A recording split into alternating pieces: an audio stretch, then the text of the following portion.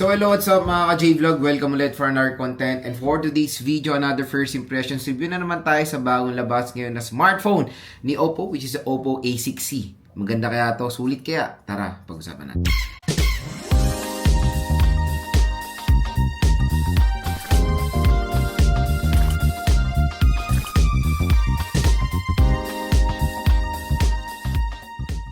Another first impressions review na naman tayo, and this time itatakil natin ang Oppo A6C. Ang maganda dito mga idol is affordable kasi nasa entry level siya. Medyo ang tataas kasi ng presyo ngayon ng Oppo. I don't know why, like for example the Oppo A6s and the Oppo A6C and the Oppo A6 ang tataas ng presyo nila ngayon, pero ito mas affordable A6C mga idol. And when it comes sa kanyang presyohan, ang SRP niya is 13,000 pesos. Again, SRP po itong sinasabi natin, 13,000 pesos, and this 4GB 128. Irerekta ko na agad kayo. Pag SRP nyo to nakuha, OLATs, medyo hindi perfect fit. So, yun nga, mas mababa siya makukuha dito sa atin, sa online. So, tap mo yung video, may shopping button dito, mura at bagsak presyo nyo lang makukuha ang Oppo A6C. Pwede nito makuha at a possible price na 9,000 pesos below. 9 to 10,000 pesos. At syempre, may naghihintay pa sa inyong additional discount voucher upon checkout dito yan. Exclusive lang yan dito sa ating video ha. So again, dito lang kayo bibili sa ating video para makuha nyo ng bagsak presyo itong Oppo A6C dahil meron pong naghihintay na voucher upon checkout. Again, itong video na to ay hindi po to full review. Ito po ay first impressions review sa mga bagong labas na smartphone, yung kanilang price, specs, and availability. And pwede tayo magbigay ng saloobin agad-agad sa mga smartphone even without the unit itself. No worries, bumili na ako niyan, in order ko na, hintayin nyo na lang yan. Pero as of now, sa mga bibili, para magkaroon kayo ng voucher ora-orada, ayan, gagawa tayo ng first impressions review dito sa device na to. So, very familiar naman tayo sa mga specifications. Titignan natin kung sulit nga ba yung specs ni Oppo A6C sa kanyang presyohan ngayong 2026. So, usapang specifications muna tayo dito sa smartphone na to. Meron tong screen size sa 6.75 inches IPS LCD display with the resolution of HD Plus 720p with 120Hz screen refresh rate at mas mababa yung nits of brightness niya. 900 nits of brightness lang po ito. Powered siya ng Android 16 with ColorOS 15, and sa processor, medyo nakaka-disappoint, is Unisoc T7250 with an octa-core CPU with a clock speed of 1.8 GHz, and sa GPU meron tong Mali G57. Meron siyang 4GB of RAM and 128GB of internal storage, and pagdating sa battery, meron tong whopping 7,000 mAh na removable battery with a disappointing of 15-watt charging rate. And pagdating sa kanyang water protection, it is protected na IP64 water and dust resistant. Mga idol, next is gusto ko ibigay sa inyo yung first impressions ko dito sa bagong labas na Oppo A6C.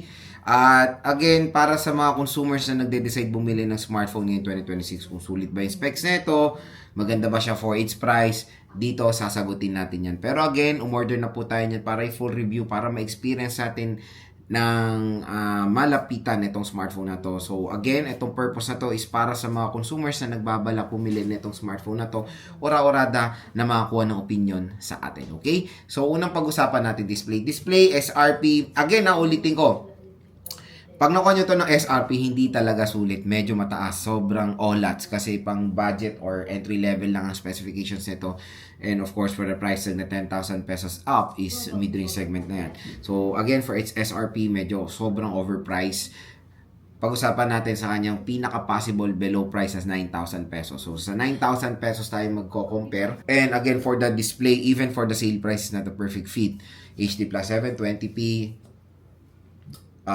notch display, and mababa yung nits of brightness. Again, kung i-compare mo yung specification niya for the display, nababagay siya sa presyohan na 5,000 pesos below.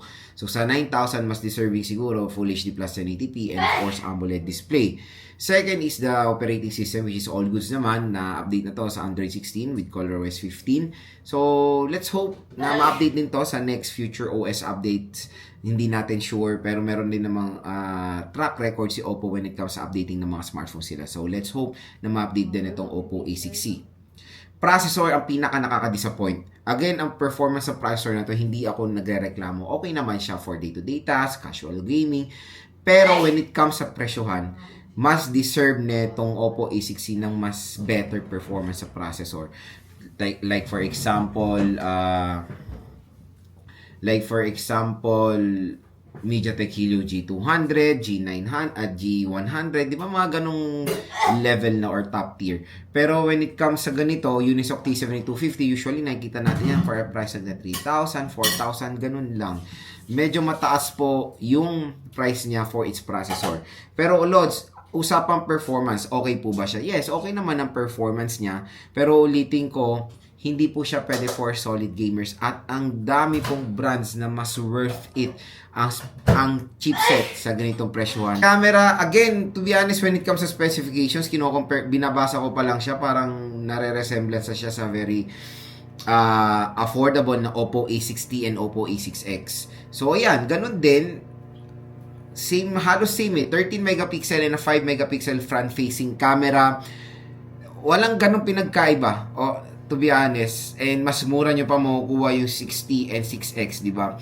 Etong 6C, I don't know what is the purpose of this device kasi when it comes sa processor or even sa mga specifications, hindi siya nagkakalayo doon sa mga affordable side ng Oppo.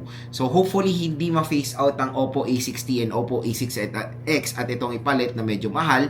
Sana ma-maintain pa rin nilang 6X at ang 6T. Pero camera performance, specifications ng camera, medyo mababa for its price din.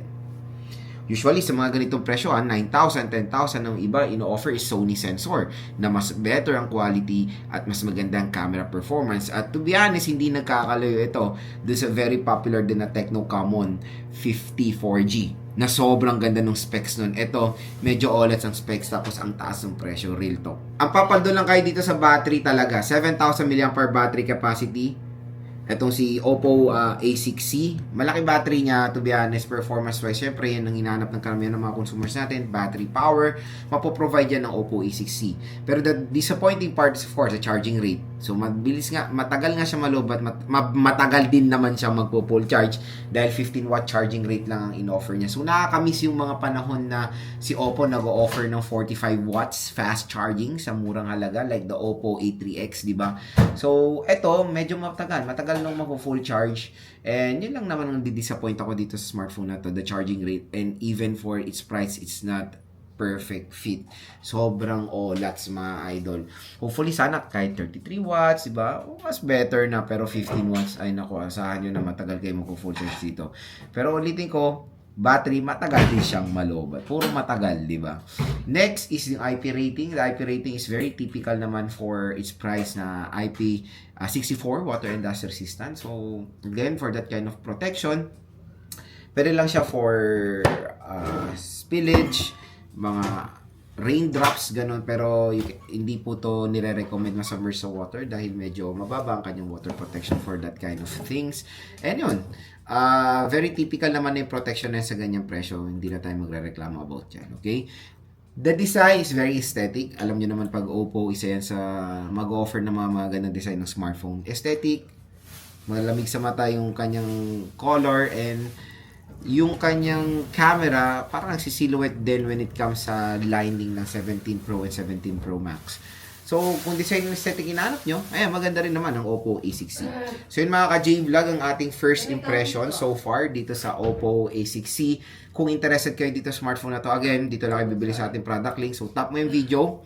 Dito, view products or shopping button sa gilid na to. Mura at box sa presyo na mo ko ang Oppo A6C. Again, mga idol, pag nakuha nyo to sa offline ng 13,000 wag nyo nang balakin. Sobrang mahal. Kaya ito, nag-offer tayo ng shop na mas mura at mas sulit ang inyong pagbili, kumbaga.